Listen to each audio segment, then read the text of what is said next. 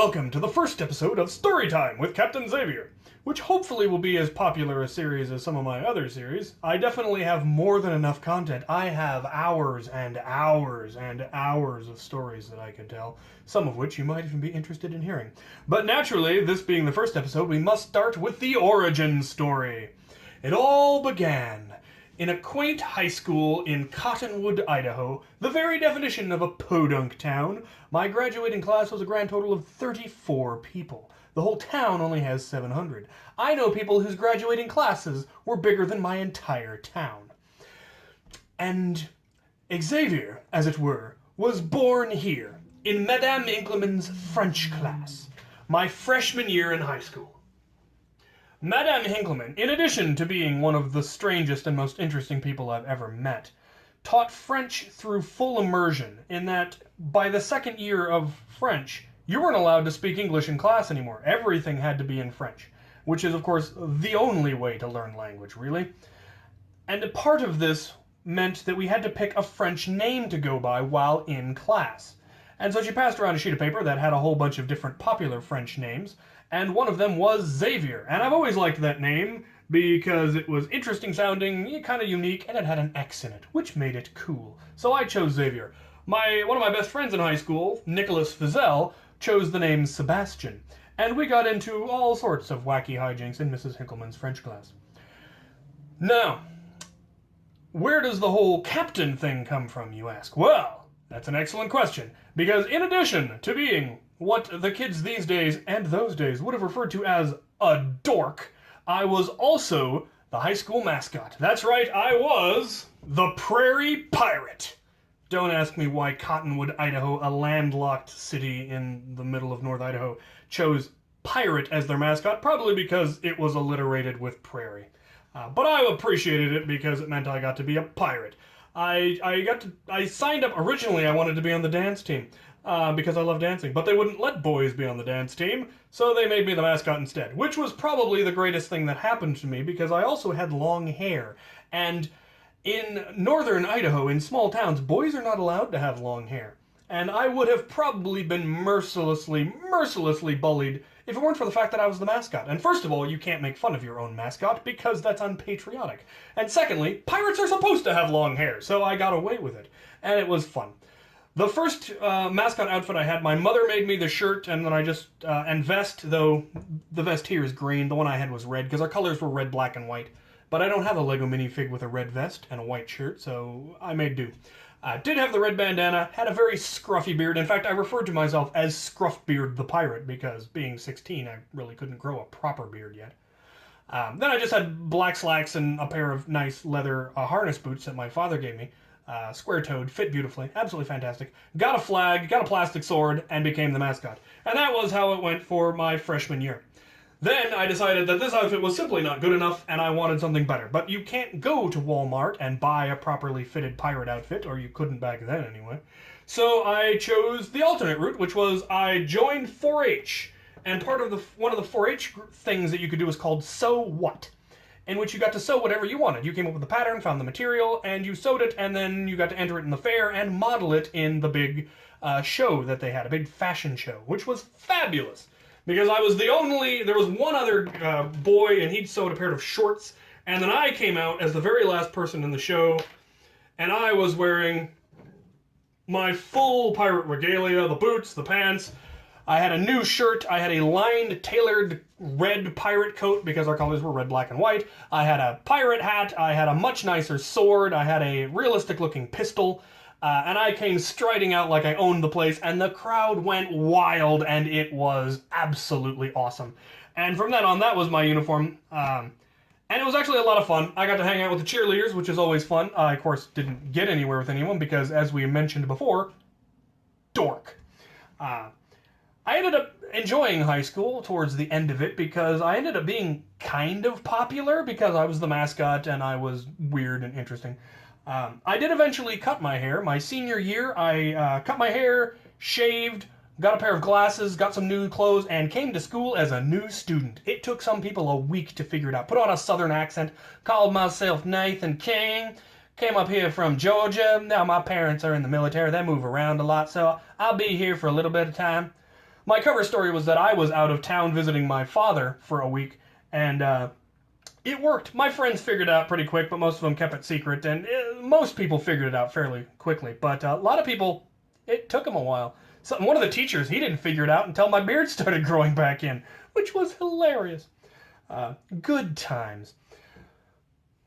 But this wasn't Captain Xavier. This was Captain Scruffbeard. I only went by Xavier in the French class. Where Captain Xavier came from is yet another story.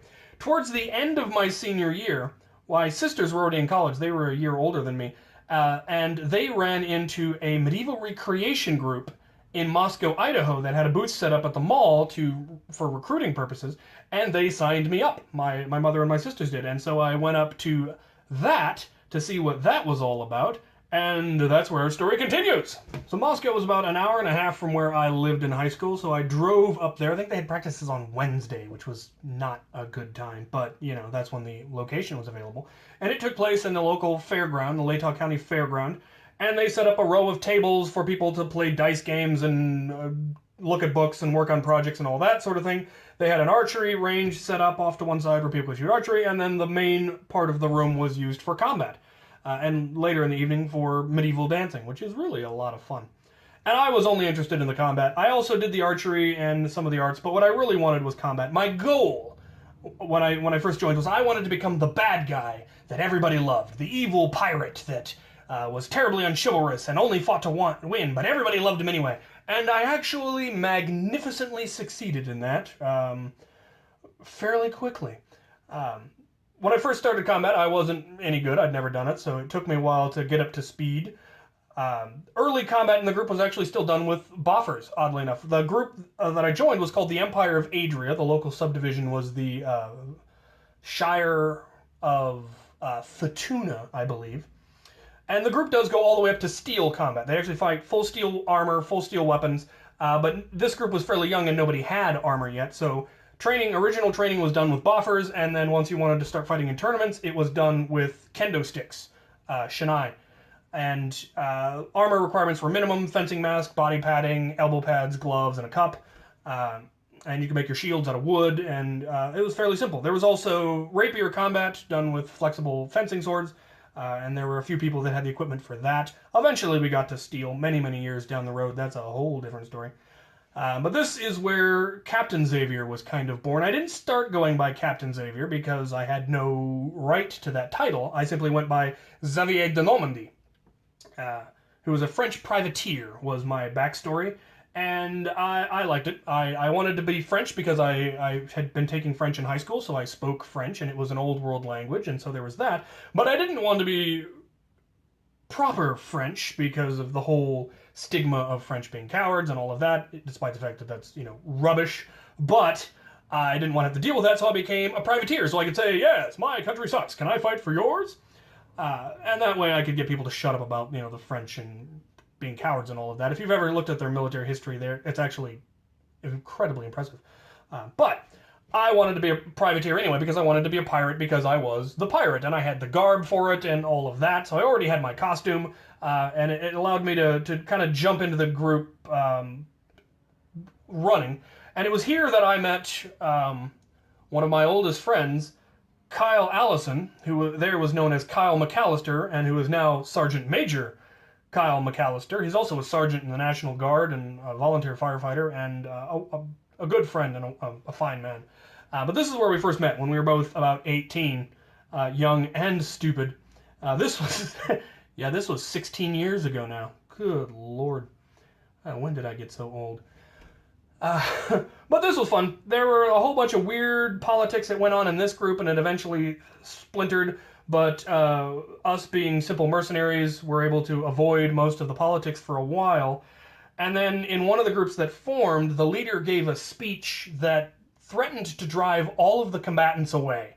Because it was something about, we're not here to have fun, and you're not here to just fight and do whatever you want. This is all about history, and you've got to do it right, and if you don't like that, you can just... And it was a horrific speech, and you could tell that half the people there were like, well, this isn't fun, I'm going to leave. So we rounded up all the fighters, and we said, no, it is supposed to be fun, it can be fun, don't listen to him, come join us, we're going to form a mercenary crew of pirates, would you like in?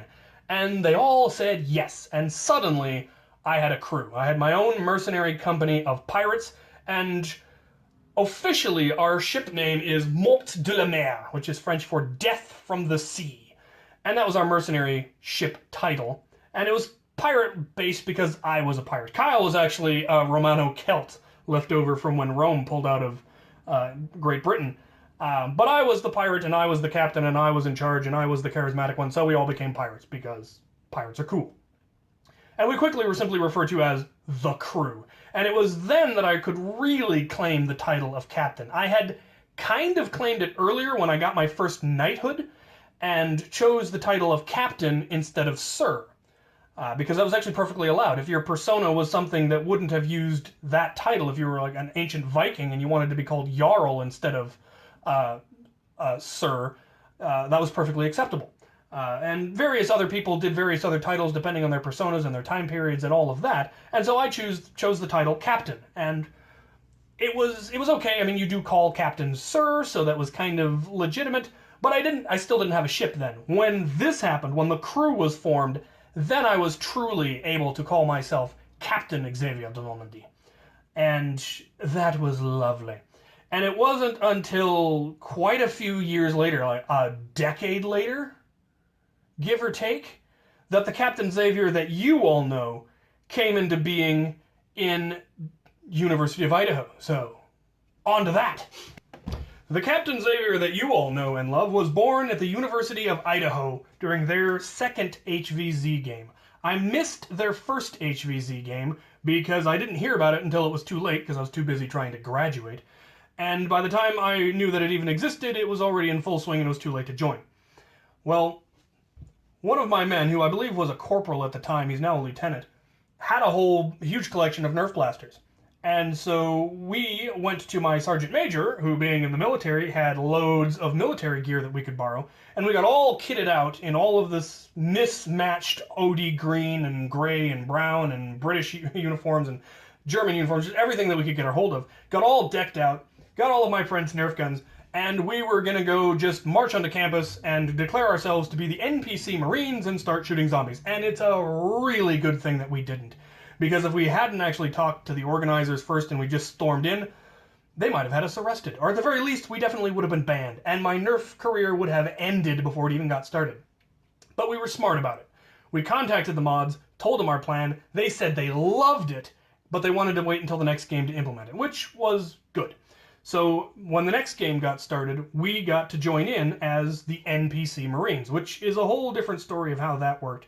But we came in as organized professional zombie killers, as it were. We came in as a group called the Black Knights, they called us. And we were well-trained, well-armed, well-organized, because we were, in fact, a professional mercenary company. We've been doing mercenary work in medieval recreation groups for almost a decade at that point. We were well-trained, and we'd fought well together. We knew what we were doing. We had good equipment. We went out and we bought good guns. I got a Stampede. I got a Barricade. Ire was born here. This is before she had any modifications to her, though. And we showed up and we did our thing, our mercenary thing. And so I introduced myself as Captain Xavier, rather than Captain Xavier de Normandy, just Captain Xavier. And, you know, we had Sergeant Kyle and Corporal Wolfric. And we kicked an inordinate amount of butt. Some of the zombies loved us because we'd stand and give them a stand-up fight. Other zombies didn't like us because we were too hard to kill. The humans loved us because we'd do escort missions and protect them from the zombies because our characters respawned. We respawned like zombies did, so we didn't have to worry about dying. So we'd hold the line while the humans escaped against a horde of zombies, and eventually our guns would jam or we'd run out of ammo and the zombies would swarm us and we'd all die. And so everybody got to have a lot of fun. One of the mistakes they made, though, was they let us have swords. They allowed melee weapons, which most people have no idea how to properly use a sword. Well, we'd been doing medieval recreation combat for 10 years. We were professional swordsmen, or as close as you can get, when you're doing medieval recreation. I mean, we fought in full steel and all of that. And so we really had a pretty good idea of what we were doing, and therefore we killed an awful lot of zombies. In one day, I killed over 100 zombies, which was a good day. But we also died a lot, which was the point. We were NPCs. We couldn't win. Our whole purpose was to make the game more fun for the players. And so that's what we strove to do. we would give the zombies good stand-up fights, but we'd always make sure we died in the end, and we'd try to get the humans to escape, but we made them do some of the work, and sometimes some of them got killed, so the game stayed balanced, and it was a lot of fun. And it really got good when WSU found out about us. But that is beyond the origin story. This is where Captain Xavier that you know was born. The very next game, of course, we started modifying our guns, the simple stuff that we could do when we were beginners. Ire didn't reach the point that she is at now for several years. And of course she's still being worked on. But this is where it all began. So now you know the truth, the origin of Captain Xavier. I hope you have enjoyed this story. Let me know what kind of stuff you'd like to hear about in the future. I can go into the history of HVZ. I've got hours of stories on U of I's HVZ, WSU's HVZ. I can go into the medieval stuff that I used to do and some that I still do. I can go into the stories of Afterworlds, where I also was Captain Xavier. In fact, arguably, I was this Captain Xavier. But that's a whole different story as well. Let me know what you'd like to hear. All the future episodes will be likewise illustrated through Lego as best as I can. I will try to get more fitting Lego figures as time goes by, make Lego figures of all the major characters. I'm not going to try to do stop motion because that would be way too much work, but I am going to continue to do little vignettes of all the scenes, which there's going to be some fun ones, because some were on some pretty cool locations. So stay tuned. I hope you liked it, and thank you for watching.